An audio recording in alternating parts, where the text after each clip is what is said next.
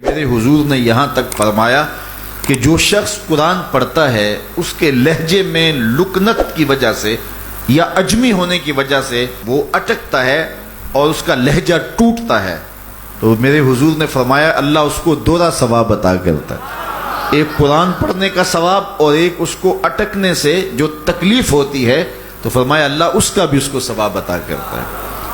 اور فرمایا یہ وہ پاکیزہ کتاب ہے کہ اگر تمہارا رب سے باتیں کرنے کو جی چاہے تو قرآن کھول کے بیٹھ جاؤ، یہ رب سے ہم کلام ہونا ہے، یہ اپنے رب سے گفتگو کرنی ہے۔ میرے حضور نے فرمایا کہ قرآن اللہ کی وہ لٹکتی ہوئی رسی ہے جس کا ایک سرا تمہارے ہاتھ میں ہے، دوسرا سرا تمہارے رب کے ہاتھ میں۔ تو خوش نصیب ہیں وہ لوگ جو اس کتاب کے ساتھ جڑ جاتے ہیں اور وہ دھرتی، وہ مقام، وہ جگہیں فیروز بخت ہیں کہ جہاں قرآن مجید کی تلاوت ہوتی ہے۔ گھروں کو قبرستان نہ بناؤ، گھروں میں نوافل ادا کرو اور قرآن مجید کی تلاوت سے اپنے گھروں کو آباد کرو۔ اگر گھر میں روزانہ کی بنیاد پہ قرآن مجید کی تلاوت کا معمول بن جائے تو پھر کوئی جن، کوئی بھوت، کوئی آسیب اور کوئی بدروح آپ کو تنگ نہیں کر سکتی۔ جہاں قرآن کی تلاوت تسلسل کے ساتھ ہوتی ہوگی وہاں جن نہیں ہوگا، وہاں ٹونے نہیں ہوں گے، وہاں جادو نہیں ہوگا، وہاں سایہ نہیں ہوگا، وہاں رحمت الہی کا سائبان تان دیا جائے گا۔ جہاں قرآن پڑھا جائے وہاں نزول باران ہوتا ہے، رحمتوں کی برسات ہوتی ہے۔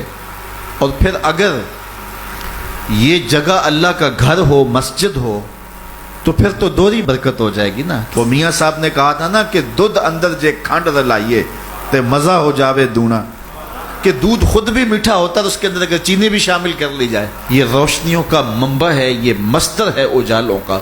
اس کتاب سے اتنی روشنیاں پھوٹتی ہیں کہ زندگی کے سارے اندھیرے ختم کیے جا سکتے ہیں۔ یہ تمانیت قلب کا سبب بھی ہے، یہ روح کے اجالوں کا سبب بھی ہے، یہ کتاب زندگی ہے، کتاب حیات ہے۔ اس کے بتائے ہوئے اصولوں کے مطابق اگر زندگی بسر کریں گے تو یہ زندگی بھی خوبصورت ہوگی، اور اس زندگی کے بعد ایک اور شروع ہونے والی زندگی ہے، وہ زندگی بھی خوبصورت ہوگی۔ قرآن قبر میں چراغاں کرے گا، قبر میں روشنیاں دے گا، قبر میں اجالا کرے گا۔ اس کتاب کے اندر ایسے ایسے شفا کے نسخے رکھے گئے ہیں کہ ہماری زندگی کے روز مرہ مسائل کا حل ہے۔ مثال کے طور پہ آج کل ہر بندہ معاشی طور پہ پریشان ہے، تو سورہ واقعہ صرف 3 رکوعوں پر مشتمل ہے۔ اگر یہ معمول زندگی بنا لے تو سورہ واقعہ جہاں ہوگی وہاں نحوستیں اور بے برکتیاں نہیں ہوں گی۔ سورہ یاسین پڑھو گے تو بے پناہ برکتیں اس کے دامن میں رکھی ہوئی ہیں۔ اسی طرح سورہ اخلاص صرف 3 مرتبہ پڑھیں گے تو پورے قرآن پڑھنے کا ثواب نصیب کر دیا جائے گا۔ ایک شخص حضور کی خدمت میں حاضر ہوا اور اس نے حضور سے کہا کثیر العیال ہوں، ذرائع آمدنی بہت تھوڑے ہیں، تو میرے لیے کوئی دعا کیجئے، کوئی مجھے نسخہ بتائیے۔ تو آقا کریم نے اس کو جو نسخہ بتایا سنا، فرمایا جب گھر جائے تو گھر والوں کو السلام علیکم کہہ دیا کرو۔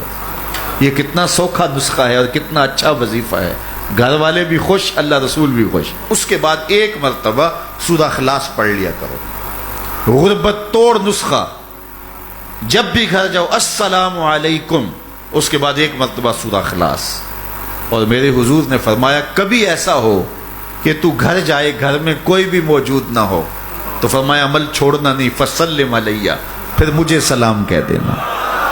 وہ اپنے نام لیواؤں کو تنہا چھوڑتے کب ہیں، جہاں ہم دم نہ ہو کوئی وہاں سرکار ہوتے۔ وہ کہتے ہیں میں عمل شروع کر دیا، گھر جاتا السلام علیکم، اس کے بعد السلام علیکم کے بعد میں سورہ اخلاص 1 بار پڑھ دیتا۔ اس عمل کی برکت سے میں نے تو امیر ہونا ہی ہونا تھا، میرے ہمسائے بھی امیر ہو گئے، میرے ہمسائے بھی امیر ہو گئے۔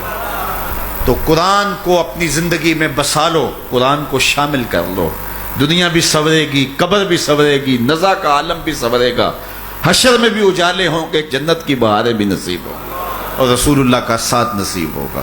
تو اس کتاب سے جڑو، اس کو ورق ورق پڑھو، اس کو حرف حرف پڑھو، اس کو رکوع رکوع پڑھو، اس کا ایک ایک آیت ممکن ہو تو ایک ایک آیت روز پڑھ لو۔